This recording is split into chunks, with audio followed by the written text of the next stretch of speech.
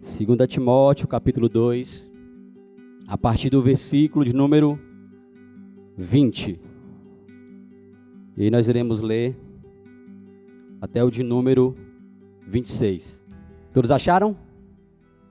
Pode permanecer sentado, fique apenas com a sua Bíblia aberta. Nós iremos utilizar para trabalhar esses versículos aqui, tá bom? A partir do versículo 20, diz assim a palavra de Deus: Ora, numa grande casa não há somente utensílios de ouro e de prata, há também de madeira e de barro, alguns para honra, outros, porém, para desonra. Assim, pois, se alguém a si mesmo se purificar destes erros, será utensílio para honra, santificado e útil ao seu possuidor, estando preparado para toda boa obra. Foge, outrossim, das paixões da mocidade. Segue a justiça, a fé, o amor e a paz com os que de coração puro invocam o Senhor. E repele as questões insensatas e absurdas, pois sabes que só engendram contendas. Ora, é necessário que o servo do Senhor não viva a contender, e sim deve ser brando para com todos, apto para instruir e paciente, disciplinando com mansidão os que se opõem, na expectativa de que Deus lhes conceda não só o arrependimento para conhecerem plenamente a verdade, mas também o retorno à sensatez, livrando-se eles dos laços do diabo, tendo sido feitos cativos por ele, para cumprirem a sua vontade. Ó Deus, nós já queremos te louvar, te render graças por esse tempo, ó Pai, por esse momento tão especial, que o Senhor une homens e mulheres, para juntos, ó Deus, cultuarmos a Ti nessa noite. Obrigado, ó Deus, pelos louvores tão bem executados, ó Pai, pelo ministério de louvor da nossa igreja. Obrigado, Deus, pelos irmãos, pelas pessoas que aqui estão, que foram bem conduzidas e com alegria louvaram a Ti, ó Deus. Te pedimos agora, Pai, também por esse tempo de pregação. Nós iremos abrir a Sua palavra e o nosso desejo, ó Deus, a nossa oração nesse momento é que o Senhor haja com graça sobre as nossas vidas. Nos faça, ó Deus, tirar ensinamentos, conselhos, ó Deus, nessa noite. Nos faça, ó Deus, nos posicionar como vasos de honra. Nos faça aprender aquilo que é necessário, ó Deus, ser instruído nessa noite para esse fim. Nos ajude, ó Pai, a fugir da promiscuidade, do erro, para que venhamos, ó Deus, a ser úteis em Suas mãos, realizando boas obras, com o coração não somente transformado, mas direcionado, ó Deus, conduzido por Ti. Essa é a nossa oração, em nome de Jesus. Amém. Nós iremos ouvir mais alguns conselhos nessa noite, dos tantos que já temos observado até aqui, e a gente vai continuar fortalecendo essa ideia da grande responsabilidade que há na vida de um líder, de um obreiro, de um pastor, de uma igreja, para instruir a igreja com o intuito que ela prossiga caminhando, perseverando para a glória de Deus. Quando a gente medita em cada conselho daquilo que tem sido falado até aqui, e nós estamos apenas no capítulo 2, a gente percebe a grande responsabilidade que há e o quanto que nós carecemos do Senhor para termos uma vida aqui que o glorifique. Não somente os pastores, os líderes, mas também como nós temos aplicado toda a igreja de um modo geral. Nós iremos continuar falando um pouco sobre isso e o que se espera desse servo de Deus, inicialmente, e aplicando as nossas vidas. Lembra que o contexto aqui é de diversos ataques à igreja, à doutrina da igreja, vários ensinamentos distorcidos sendo buscando adentrar no seio da igreja, e Timóteo, com a graça de Deus, sendo instruído também pelo apóstolo Paulo, tendo essa missão de perseverar, de guardar o bom depósito, para que a igreja continue caminhando de uma forma saudável. É até interessante, antes de nós passarmos aqui para o versículo de número 20, fazer apenas um breve resumo, pelo menos dos últimos pontos que nós trabalhamos na última pregação. E a gente observou que eram pontos bem difíceis. Tanto que após o culto serviu até de conversa entre alguns irmãos, a gente conversou sobre alguns versículos e a gente percebeu o quão fino o quão delicado é cada um dos pontos que foi compartilhado aqui na última ministração, em especial nos últimos 2 versículos, o 18 e o de número 19. E mais precisamente o versículo 18, que eu creio que ele vai ser bem útil para que nós iremos trabalhar aqui nessa noite. Então eu quero, já de uma forma rápida, só relembrar o que a gente trabalhou no versículo 19, quando a gente encontrou a seguinte descrição. Aí no capítulo 2 ainda, e o versículo 19, quando o apóstolo Paulo diz assim: entretanto, o firme fundamento de Deus permanece tendo este selo: o Senhor conhece os que lhes pertencem, e mais, aparta-se da injustiça todo aquele que professa o nome do Senhor. E a gente trouxe lá algumas possíveis interpretações, dentre elas a ideia de que é bem provável, isso é muito consensual entre os comentaristas, de que o apóstolo Paulo estava se referindo primariamente ali à igreja em Éfeso, e ela representando toda a igreja, ou a igreja do Senhor espalhada pelo mundo todo. É tanto que na primeira epístola, é mais ou menos assim que ele se refere à igreja ali em Éfeso.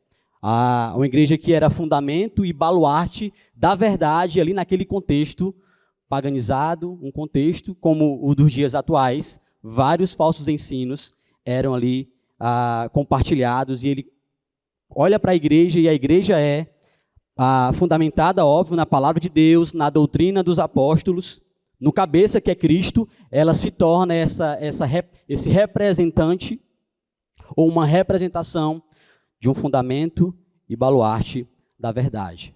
A ideia de fundamento aqui é bom até que nós venhamos também aguardar, que vai ser útil. E talvez o mais complexo, o que mais a gente conversou após o culto com alguns irmãos, foi o versículo de número 18, que diz assim: estes se desviaram da verdade, asseverando que a ressurreição já se realizou, e com isso eles estão pervertendo a fé de alguns. Quando a gente olha aqui, dá uma olhada aqui bem rápido, a gente percebe a complexidade que há aqui nesse versículo. A gente pode fazer inicialmente a seguinte indagação: como é que essas pessoas estão tendo a sua fé pervertida, se a mensagem que foi compartilhada foi sobre ressurreição? Eles estão falando sobre ressurreição, que foi algo que realmente aconteceu, e é um ponto crucial na mensagem do Evangelho, a ressurreição de Cristo, onde se ativa ali o poder miraculoso do Senhor. Ele morre, mas ele ressuscita e é assunto aos céus, e hoje vive e continuará vivendo por toda a eternidade. Então, pegando somente o versículo, realmente há essa dificuldade. Só que quando nós pegamos o pano de fundo e algumas informações de comentários, tanto exegéticos como comentários também históricos, a gente vai se deparar com a seguinte realidade: que os falsos mestres, os que estavam compartilhando aqui essa mensagem, Eles estavam sendo guiados por uma heresia, aquilo que nós entendemos como o gnosticismo. A ideia de que somente o espírito é bom e a matéria, o corpo, não serve para nada. Então eles estavam utilizando essa palavra, e lembra que a gente falou sobre a ideia de discutir com palavras, falsos mestres que utilizavam palavras, uma pequena palavra, e daí criava toda uma pregação, todo um discurso para inserir dentro da igreja falsos ensinos. Eles pegaram essa palavrinha. Só que quando eles iam desenvolver a mensagem, o que eles afirmavam era que a ressurreição só havia acontecido de uma forma espiritual. E isso fere de uma forma muito forte a mensagem do Evangelho. Porque nós sabemos que o nosso Cristo, o Cristo que ressuscitou, não ressuscitou somente em espírito, mas em espírito e corpo, da mesma forma como ele se encarnou. Então falar que a ressurreição havia acontecido somente espiritual, que era o que esses falsos mestres estavam compartilhando, feria de uma forma muito forte a mensagem do Evangelho. Isso já era motivo para que houvesse sim uma intervenção em relação ao ensino daqueles homens, mas também trazia um prejuízo enorme para aquela igreja. Porque eles defendiam também que, como a ressurreição aconteceria, iria ser somente espiritualizada, era apenas no sentido espiritual, as pessoas poderiam fazer o que quisessem com os seus corpos. Inclusive, adentrarem e se aprofundarem cada vez mais em relação aos desejos carnais, que é o que é tão repreendido aqui nessa epístola. Ou seja, com essas informações, nós observamos que eles pegaram uma palavra que está, sim, presente na mensagem do Evangelho, no bom depósito, mas eles utilizaram essa palavra fora de contexto, guiado pelos ensinos errados que eles já haviam absorvidos e abraçado, e começaram a compartilhar de uma forma totalmente equivocada para a igreja. Como ele conclui aqui o versículo 18, pervertendo a fé de muitos, fazendo com que pessoas que estavam dentro da igreja vivessem agora em desonra ao Senhor. Dentro da comunidade, mesmo talvez já ouvindo as pregações, ouvindo o Evangelho, essas pessoas agora, ao ouvirem essa mensagem, muitos, não todos, ao ouvirem essa mensagem, ao invés de viverem para a honra do Senhor como vasos de honra nas mãos do Senhor, agora estavam vivenciando de uma maneira totalmente desonrosa a Deus, desonrando ao Senhor. E aí que nós entramos aqui no versículo de número 20. O apóstolo Paulo vai trazer mais uma ilustração aqui, onde ele vai dizer a seguinte coisa: numa grande casa há vasos não apenas de ouro e de prata, mas também de madeira e barro.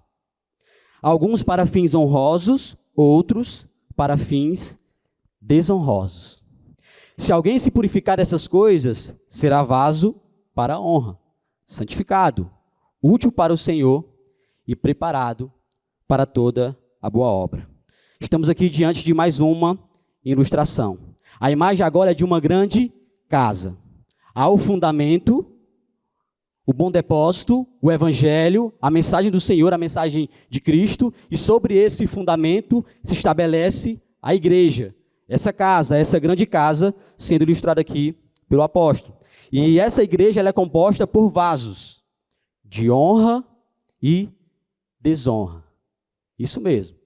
Dentro da igreja aqui, óbvio, estamos falando de uma igreja ainda militante, não é a igreja ainda triunfante, que acontecerá naquele grande dia, mas se trata de uma igreja semelhante à nossa, que é composta, sim, por vasos de honra e também vasos de desonra. Pessoas que irão honrar ao Senhor, mas pessoas que, infelizmente, e essa é uma realidade, que estarão dentro da igreja, mas viverão de maneira desonrosa ao Senhor.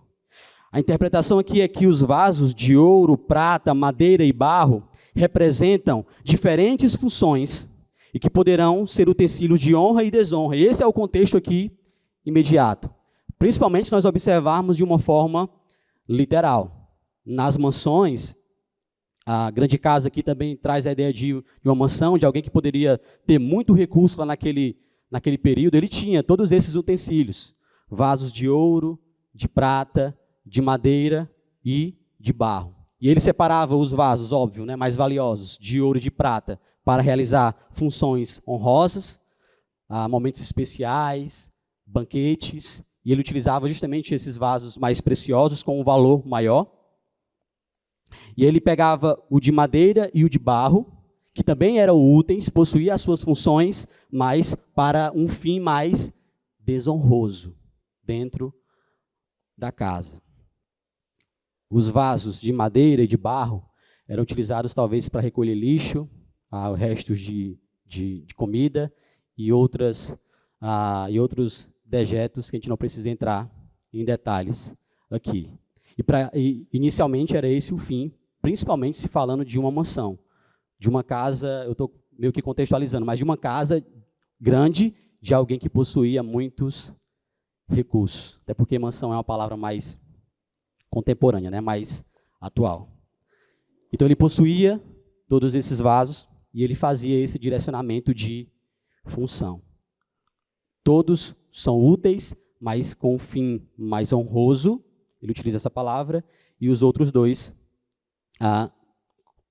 de uma forma com um fim mais direcionado para a desonra. E se esses vasos, ou se houvesse a necessidade de que esses vasos viessem a ser utilizados para um fim de honra, o mais honroso, isso acontecia principalmente naqueles que possuíam menos posses, que não tinham condições, por exemplo, de comprar um de ouro e um de prata nas suas casas, eles utilizavam de madeira e de barro para um fim honroso. Mas, inicialmente, ele quer pegar apenas essa ideia de uma casa grande, que ao ter todos esses vasos, direcionava cada um para um fim específico. É essa a imagem que ele quer que nós venhamos a ter inicialmente.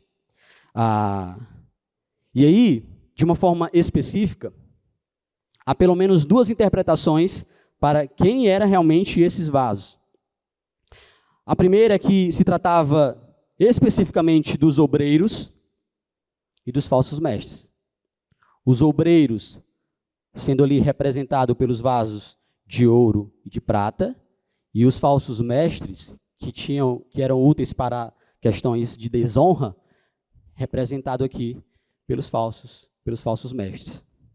Inicialmente, pode ser essa uma dos direcionamentos, ou uma primeira interpretação. Ou uma segunda interpretação, de uma forma geral, os vasos eram representados, o de ouro e o de prata, por homens e mulheres justos e piedosos, e já o de madeira e o de barro estavam representando os que viviam de uma forma injusta ou os ímpios, que mesmo estando dentro da igreja, viviam em desonra ao Senhor. E guardem essa observação, é no seio da igreja.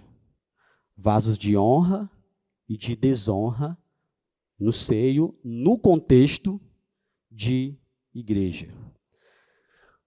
Talvez vocês podem lembrar aí de Mateus capítulo 13, que nós temos mais uma ilustração para falar sobre essa ideia ali, a partir do versículo 24, na parábola do joio e do trigo, onde há ali um semear, e aí nascerá naquele semear ali, naquela lavroura, tanto o joio como o trigo, e irão crescer juntos, até aquele grande momento onde eles serão separados.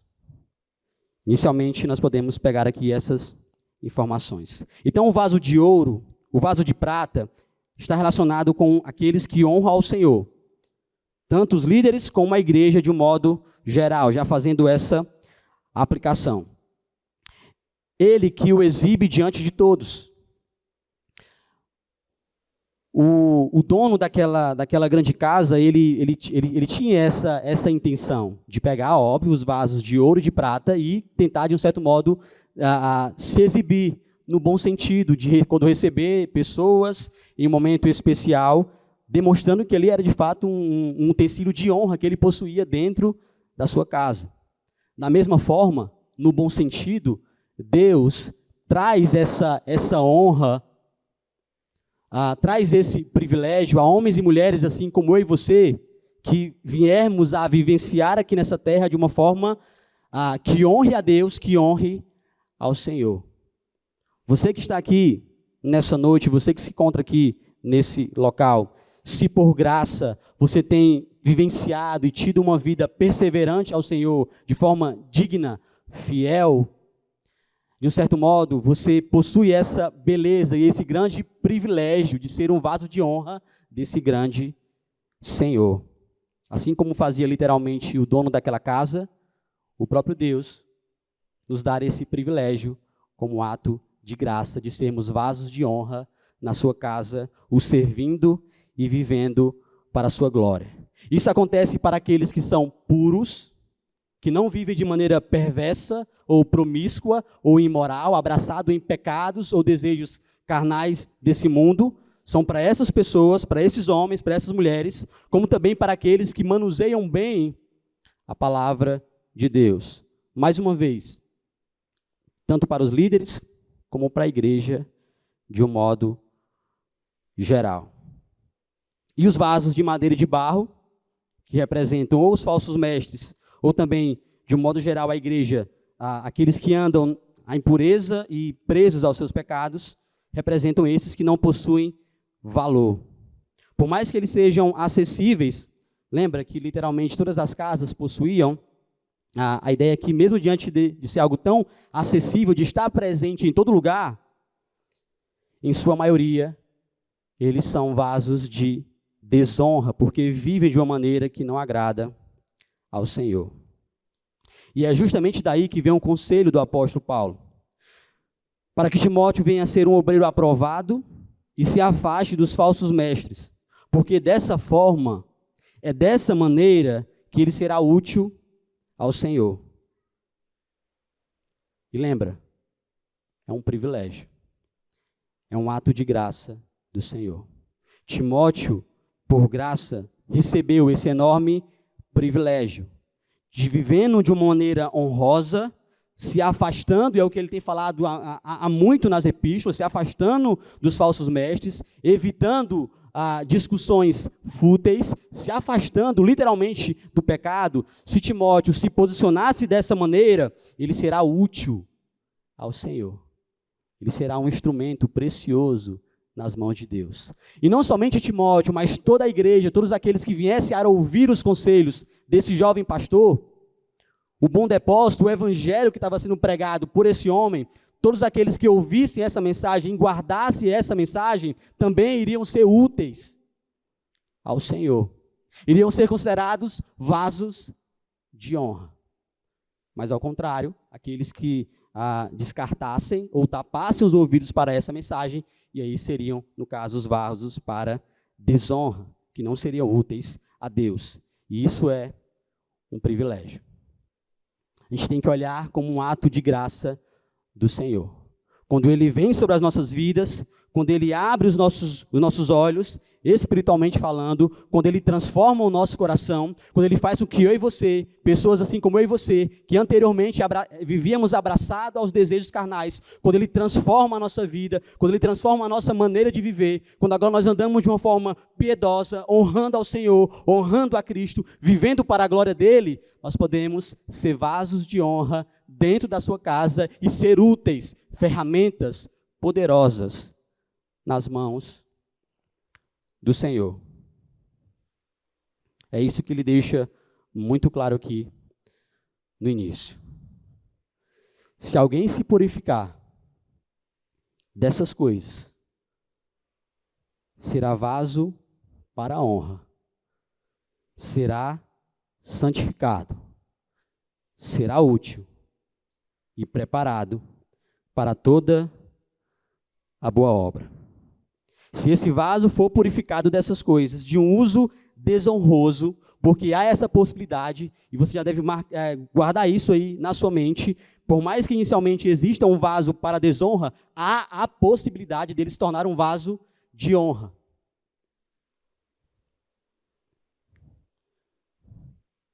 sendo liberto das garras de Satanás que o aprisionava e fazia com que nós vivenciássemos anteriormente práticas que estavam totalmente distantes daquilo que o Senhor queria para a nossa vida, nós seremos vasos para a honra, santificado e útil. Por isso, devemos ter sempre esperança, ou uma esperança em nossos corações.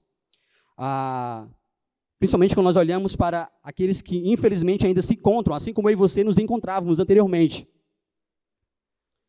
Vasos que viviam de uma maneira, ou pessoas que viviam de uma maneira totalmente em desonra ao Senhor. Não é o fim. Há esperança. É possível esse vaso ser purificado, assim como aqueles vasos literalmente eram lavados, purificados e tinham agora uma função específica, não mais para desonra, e principalmente nas casas onde possuíam menores recursos, porque nas casas maiores realmente havia essa divisão específica, mas uma aplicação prática, esses vasos de madeira e em barro, que existiam em todos os lugares, eles poderiam ter um fim proveitoso e útil. Dessa forma, após ser purificado, após ser alcançado pelo Senhor, após inclusive ouvir a mensagem do Evangelho, que é o que se espera de homens e mulheres, assim como eu e você, nós iremos nos tornar aptos e capacitados para toda a boa obra. É o que diz, por exemplo, Paulo, na carta aos Efésios, no capítulo 2, e no versículo número 10. Porque nós somos criação de Deus, realizadas em Cristo Jesus, para fazermos boas obras, as quais Deus preparou de antemão para que nós a praticássemos. É esse o propósito, é esse o fim que o Senhor irá dar para homens e mulheres, assim como eu e você, para realizarmos boas obras, após termos sido transformados por Ele mesmo. E boas obras aqui vai muito mais, vai além do que simplesmente fazer coisas ou fazer boas ações.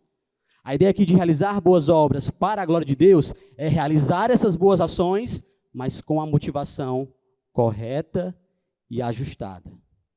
Fazer coisas ou fazer boas obras simplesmente por fazer com um fim em si mesmo, diante de Deus, não é realmente uma boa obra.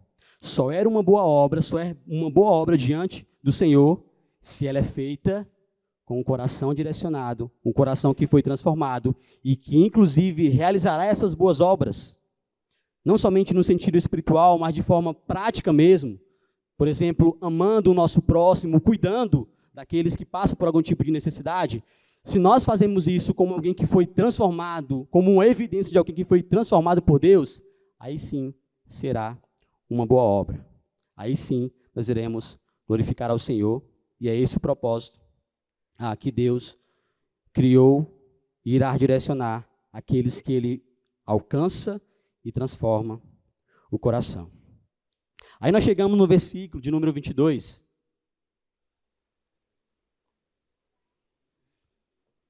que é mais uma espécie de parênteses, um complemento dessa exortação que ele está sempre trazendo aqui na sua carta a Timóteo e aos seus ouvintes. Ele diz no versículo 22, fuja dos desejos malignos da juventude e siga a justiça, a fé, o amor e a paz, juntamente com os que de coração puro invocam ao Senhor. Ainda nesse contexto aqui de separação, de se afastar, ele já começa, olha, no versículo 22, fuja, se afaste. Ainda nesse contexto de separação, de se afastar, o conselho no verso 22 aqui está relacionado com os desejos malignos da juventude. A gente até já falou um pouco sobre isso aqui. Não é simplesmente a ideia de alguém que é jovem, mas é uma espécie de pecados que geralmente se afloram e podem ser percebidos facilmente na juventude, como a ideia da avareza, da cobiça, da promiscuidade, da vaidade, da imoralidade, da arrogância. Geralmente aquele que é jovem acaba aflorando isso de uma maneira mais visível. Sempre o jovem é o mais empolgado, né? Aquele que possui mais energia, o mais intenso, inclusive para pecar. Não é que é somente o jovem que peca. Até porque os pecados que nós estamos mencionando e numerando aqui, é vivenciado na juventude, mas na idade, mas em toda a idade. Nós sempre precisaremos guardar os nossos corações em relação a isso. Mas ele pega a figura do jovem, que era algo comumente utilizado naquele contexto ali imediato. Os desejos malignos da juventude estavam relacionados com isso. Soberba, imoralidade, cobiça e tantos outros pecados.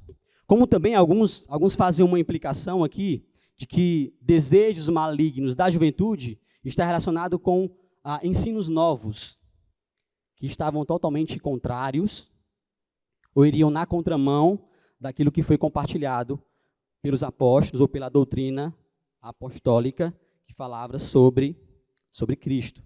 A ideia de ensino novo. Nós sabemos que isso também é algo que ataca muito a igreja, é muito nocivo à igreja a ideia de algo novo.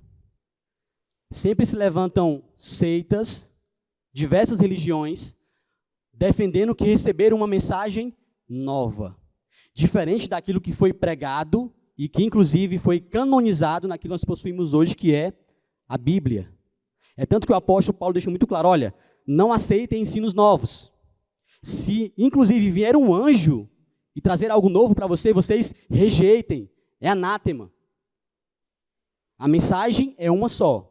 Por isso a ideia de guardem o evangelho, que é algo constantemente aqui falado nessa epístola. Então a ideia de tomar cuidado, fuja dos ensinos novos. E a gente precisa estar sempre com nossos olhos abertos também em relação a isso. Porque nos nossos dias, como eu falei, não para de crescer mensagens com o teor de que é algo novo, uma revelação nova. E aí, várias falsas doutrinas, falsas religiões têm se levantado aí mundo afora. Ele fala, olha, rejeita isso. A exortação deve ser entendida da forma correta e equilibrada. Você deve se afastar dos falsos ensinos, mas não se isolar.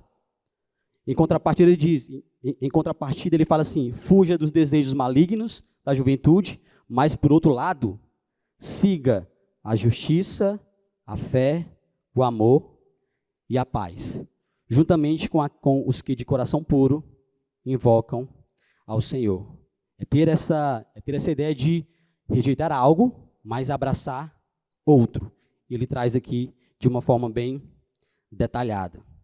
Afastar sem se isolar de tudo, mas afastar-se do pecado e buscando em contrapartida seguir e fazer a vontade do Senhor. E é a segunda vez que é mencionado esse conselho e essa exortação. A primeira foi em 1 Timóteo, capítulo 6, versículo de número 11, onde ele vai trazer ali mais ou menos o mesmo conselho, mudando somente algumas palavras que se complementam com o versículo aqui de número 22. Rejeitar o pecado e agora ir de encontro ao Senhor, buscar viver para a glória de Deus e dessa forma se tornando como aquilo que nós também precisamos abraçar da palavra de Deus, se tornando sal e luz aqui nesse mundo. Mateus capítulo 5, versículo 13 e diante vai falar muito sobre isso. Nós precisamos viver nesse mundo, mas sem fazer parte dele. Viver nesse mundo influenciando, sendo luz para aqueles que se encontram na escuridão, ou sendo uma espécie de sal, retardando o apodrecimento desse mundo que está mergulhado no pecado. Então, não é fugir no sentido de se isolar. O ponto não é esse. Nós fugimos do pecado, mas ainda assim viveremos nesse mundo sem fazer parte dele. Influenciando a partir do momento em que nós buscamos a justiça, a fé, o amor e a paz. Nós rejeitamos as obras da carne e agora seguimos o fruto, ou iremos agora ser direcionados pelo Espírito Santo. Gálatas, capítulo 5, traz esse conselho precioso. Gálatas, capítulo 5, nós podemos observar esse contraste sendo visto de uma forma clara aqui. Gálatas, capítulo 5, a gente poderia observar, nós devemos fugir. Versículo 19. Ora, as obras da carne são manifestas, trazendo a ideia de que nós devemos fugir da imoralidade sexual, da impureza, da libertinagem, da idolatria e feitiçaria, do ódio, da discórdia, ciúmes, ira, egoísmo, dissensões, facções, inveja, embriaguez, orgia e coisas semelhantes. Eu os advirto como antes, e já os adverti, que os que praticam essas coisas não herdarão o reino de Deus. Quem praticam essas coisas são considerados vasos para desonra, que não caminham de uma forma pura, pelo contrário, caminham na impureza, mergulhados na impureza. Devemos fugir disso. E em contrapartida, seguir ou ser guiado pelo Espírito Santo, recebendo o fruto do Espírito Santo. E aí vem o versículo 22 de Gálatas capítulo 5. Mas o fruto do Espírito é o amor, a alegria, a paz, paciência, amabilidade, bondade, fidelidade, mansidão, domínio próprio. Contra essas coisas não há lei.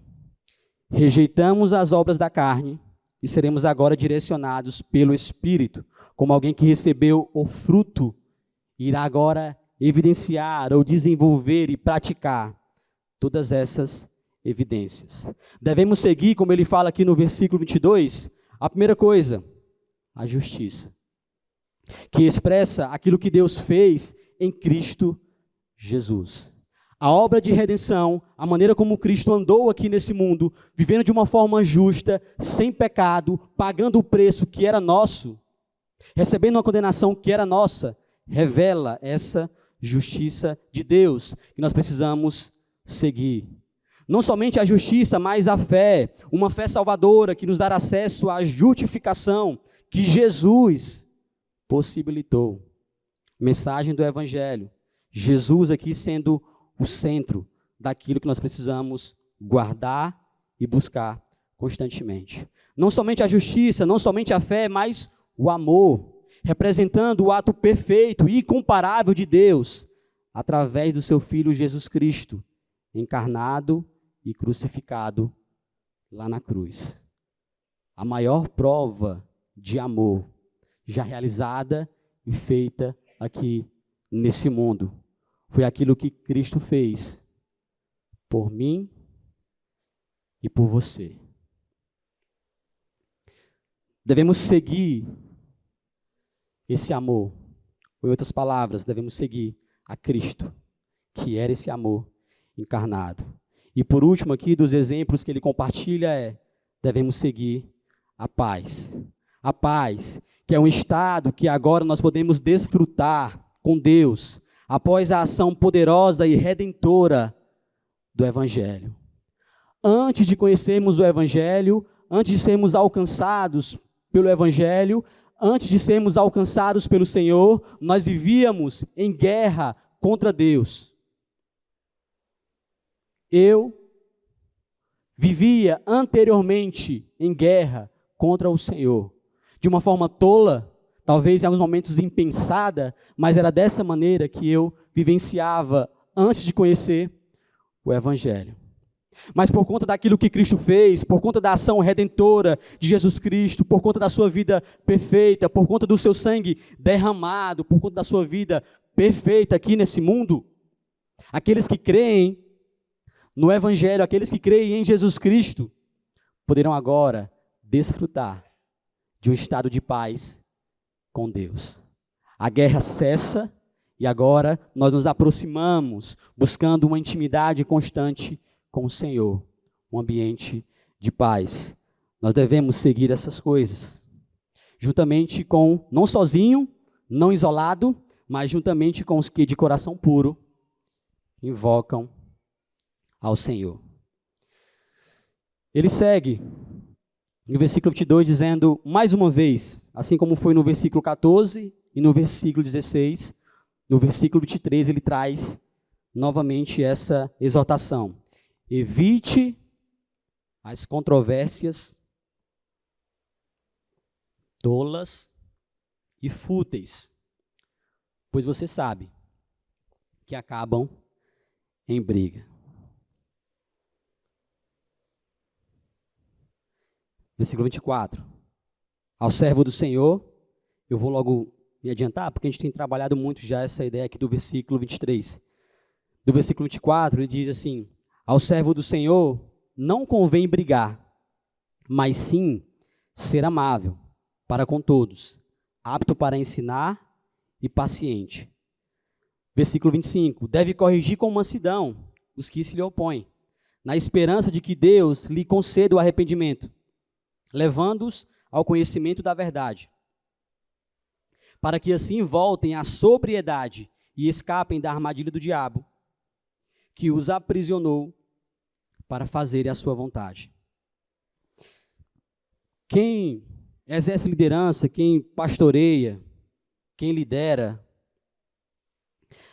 quem serve nessa área do ensino e do discipulado, sabe muito bem o que é esse contexto aqui descrito pelo apóstolo Paulo. Há uma enorme alegria em servir ao Senhor, em compartilhar o evangelho, em caminhar com outras pessoas.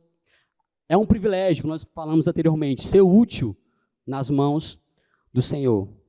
E isso excede a qualquer outra coisa. Mas no ato de ensino, no ato de pastoreio, no ato de liderança, no ato de discipulado, vai existir aqueles momentos bem difíceis, bem complicados. Quem evangeliza aqui já deve ter levado um não bem grosso, já deve ter sofrido algum tipo de perseguição. Você compartilhando aqui a mensagem do evangelho, a verdade do evangelho, e as pessoas rejeitando. Existem pessoas que perdem a vida por conta disso. Não é o nosso contexto em si, mas existem pessoas que chegam a esse extremo de, no ato de evangelizar, perdem a sua própria vida. Nosso contexto, talvez isso aqui até se encaixa bem no nosso contexto, é que brigas podem surgir, por exemplo, no ato de evangelização. Oposição à mensagem que nós compartilhamos. Há uma alegria, há um gozo indescritível, é um privilégio, é um ato de graça, porém, nós não devemos negar que grandes lutas e dificuldades estarão presentes no ministério. Nesse ato de, sendo usado por Deus, a fazer com que, inclusive, vasos que anteriormente eram para desonra, se tornem vasos de honra, ao compartilhar a mensagem do Evangelho, ao compartilhar a mensagem que purifica. Nessa missão, nessa tarefa, como eu falei anteriormente, que é bem difícil e bem desafiadora, surgirão essas dificuldades. Elas estarão presentes no ministério. Os versos acima tratam justamente dessa realidade. Pessoas que se opõem, pessoas que levantaram controvérsias, é o que nós temos ouvido aqui durante essa série, discussões fúteis, falsos mestres que compartilham heresias e levantam uma multidão que abraçam as suas heresias e começa uma discussão, começa uma oposição no seio da igreja, demonstrando claramente que estão sendo guiadas pelo diabo. Pessoas, como mencionadas aqui no final do versículo 26, vivem aprisionadas pelo diabo, realizando e fazendo a sua vontade. Indivíduos, homens e mulheres, que rejeitam veementemente a palavra de Deus, o bom depósito, o Evangelho.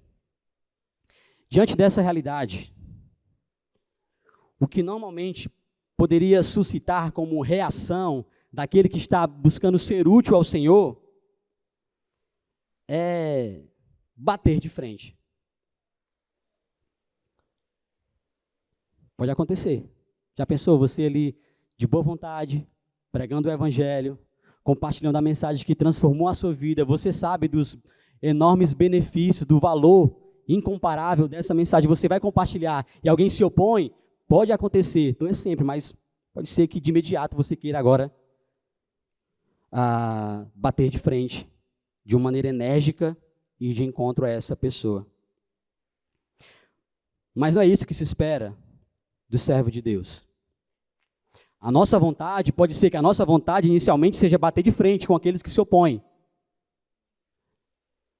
Mas aqueles que são servos de Deus, que são servos do Senhor, já não vivem mais segundo a sua vontade.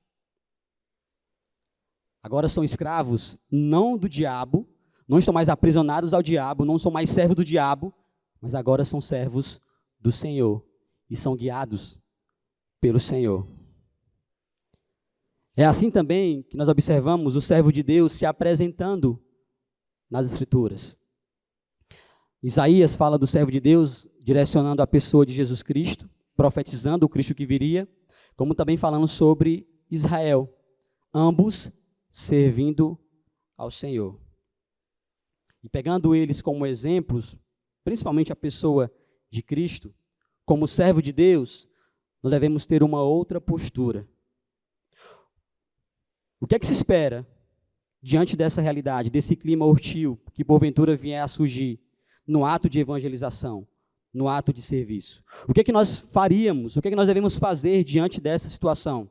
Será que nós devemos desprezar, ignorar as pessoas, ignorar os falsos mestres e os seus seguidores, pessoas que se opõem à mensagem do Evangelho? Será que nós devemos ir com toda a força para cima deles, rebater, começar a discutir, começar a brigar de uma forma enérgica? Não é o que se espera dos servos de Deus. Não é o que se espera daqueles que agora são guiados pelo Senhor. O servo de Deus deve promover a paz. Ele é um pacificador. Ele não está interessado simplesmente em ganhar brigas ou debates. Lembra? É o que o apóstolo Paulo está falando constantemente para Timóteo. Falou pelo menos 3 vezes. Fuja dessas discussões. Fuja desses debates inúteis. Foge de briga. Seja um pacificador. O servo de Deus não deve estar interessado em simplesmente ganhar brigas ou debates.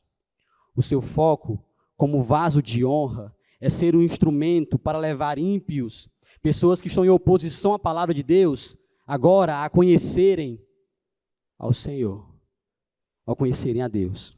O servo de Deus, ao invés de querer ganhar brigas, ele prefere ganhar almas para o Senhor. Quando ele entra em uma batalha, em serviço ao Senhor, compartilhando o Evangelho, ele não vai ser alguém orgulhoso ou prepotente. O seu desejo é ganhar almas para o Senhor. É pregar o Evangelho com o intuito de que vasos que estão vivendo inicialmente para a desonra se tornem agora vasos de honra e sejam úteis nas mãos do seu Senhor. Sejam úteis nas mãos de Deus. É isso que nós podemos observar no versículo 23. No versículo 24, o servo de Deus deve ser alguém misericordioso. O servo de Deus que é bem-aventurado, ele abraça ali Mateus capítulo 7, ele vai exercer misericórdia. Bem-aventurado é aquele que exerce misericórdia, que pratica a misericórdia. Ele será alvo também da misericórdia do Senhor. E ele pratica isso com muita alegria em seu coração. Sendo misericordioso, ele é paciente, ele é amável. Para que ele haja de uma forma não somente ser amável e paciente de uma forma omissa, ele precisa ser, como nós observamos aqui no versículo 24, ele precisa ser alguém apto a ensinar. Porque essa misericórdia, essa mansidão, não deve brotar de um coração omisso. Mas essa misericórdia, essa mansidão, no sentido de instruir, deve brotar de um coração que está cheio da palavra de Deus. O trato manso, o ensino manso, pacífico, deve brotar de um coração que conhece a palavra de Deus e por isso é apto para ensinar. Não é uma mansidão omissa, mas é uma mansidão bíblica. É alguém que exercerá a misericórdia de uma forma bíblica. É alguém que instruirá de uma forma amável, sendo dirigido e pautado pela palavra de Deus. Principalmente porque é alguém que conhece o bom depósito, que conhece o Evangelho de uma tal forma, que sabe que anteriormente ele ou ela era um vaso de desonra. Mas Deus foi tão misericordioso que ao alcançar o seu coração, após ter usado um instrumento para compartilhar o Evangelho para você, você se tornou agora um vaso de honra. Então é um coração misericordioso, paciente e amável, que brota do conhecimento da palavra de Deus. E por último, mesmo sendo ativo, mesmo buscando ser diligente, mesmo buscando se capacitar, se aprofundar na palavra de Deus, ele nunca confiará na força do seu braço. Ele sempre servirá, ele sempre buscará ser útil, confiando em Deus. O versículo 25, se você olhar, vai dizer a seguinte coisa: deve corrigir com mansidão os que se lhe opõem, na esperança de que Deus lhes conceda o arrependimento. Ele servirá tendo o coração, ou tendo uma esperança no coração, confiando em Deus, porque é Deus, é o Senhor que concede o arrependimento. É o Senhor que irá transformar vasos que anteriormente eram para desonra em vasos de honra. Ele sabe, nós sabemos que nós não somos capazes, sozinhos, de pregar o Evangelho, de guardar o bom depósito. Nós só conseguiremos realizar tudo isso confiando no Senhor, no cabeça da casa. É Ele quem é capaz de dar esse arrependimento, de transformar por graça pessoas. É um ato de graça, dando conhecimento pleno da palavra de Deus. Não somente um entendimento simplesmente intelectual, mas uma compreensão que mexe com a nossa mente, mas transforma o nosso coração, transforma a nossa vida por completo. Não se trata de uma obra humana. É algo que vem do Senhor. É do céu. É alguém que servirá em dependência de Deus. É alguém que confiará no Senhor, nesse ato de servi-lo, sendo um instrumento útil em suas mãos. O que nós podemos concluir, então, após observarmos o que era um vaso de honra e desonra, após observarmos o que se espera de um servo fiel, nós podemos concluir que é uma missão grandiosa. A cada pregação eu só consigo temer mais ao Senhor. Eu só percebo a grande responsabilidade que o Senhor tem colocado em nossas mãos. A cada pregação, a cada ensino, a cada conselho, a cada meditação, eu só percebo que a missão que o Senhor colocou sobre as nossas mãos é algo grandioso. Compartilhar uma mensagem poderosa que transforma vidas, que transforma pessoas. Perseverar na fé, mesmo após ter sido alcançado por Deus, mas por ser constantemente exposto ao pecado. Mesmo confessando ao Senhor, mas lembrando daquilo que fazia anteriormente, até algumas vezes desejando. Negar isso e continuar perseverando no Senhor e servindo, não somente colocando a nossa vida diante do Senhor, mas agora sendo instrumento nas suas mãos para evangelizar outras pessoas. A gente percebe que é uma missão grandiosa. O pastor, o servo, o vaso, não sei onde você se encaixa, ou observe onde você se encaixa. Nós estamos diante de uma tarefa árdua, em serviço ao Senhor, em serviço ao reino de Deus. Diante dessa realidade, eu quero fazer 2 pedidos. Se você tem percebido até aqui que guardar o bom depósito é uma missão dificílima, para o pastor, para a igreja por completo, eu peço que a igreja, de um modo geral, coloque isso em oração.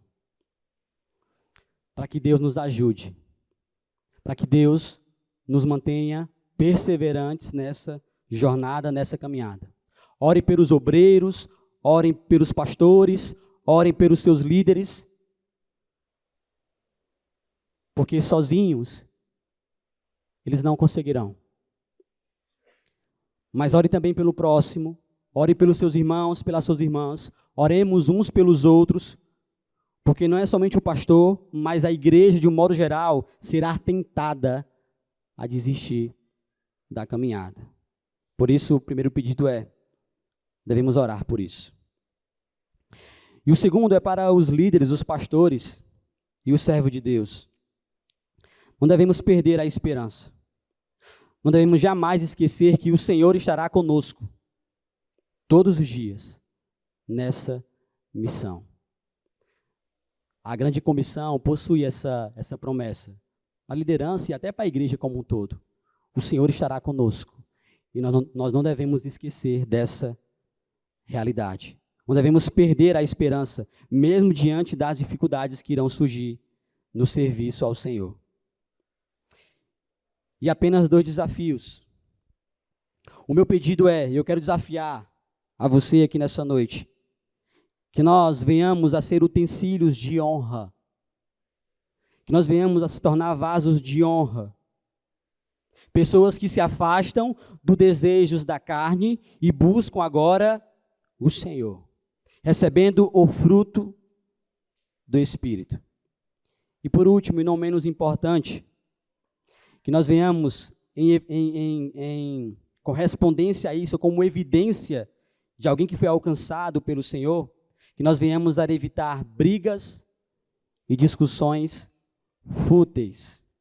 E ao invés disso, que a nossa briga, que o empregar das nossas energias sejam para ganhar almas para o Senhor. Que a batalha seja essa, que a nossa missão venha a ser primariamente essa, se tornando assim um vaso de honra nas mãos do Senhor. Que a gente possa guardar esses conselhos, que a gente possa, com a graça do Senhor, ser um utensílio, um instrumento útil em suas mãos, fugindo dos desejos carnais, da impureza, e agora, ao se afastar disso, buscando, como a gente observou aqui, buscando a justiça, a fé, o amor e a paz. Dessa forma,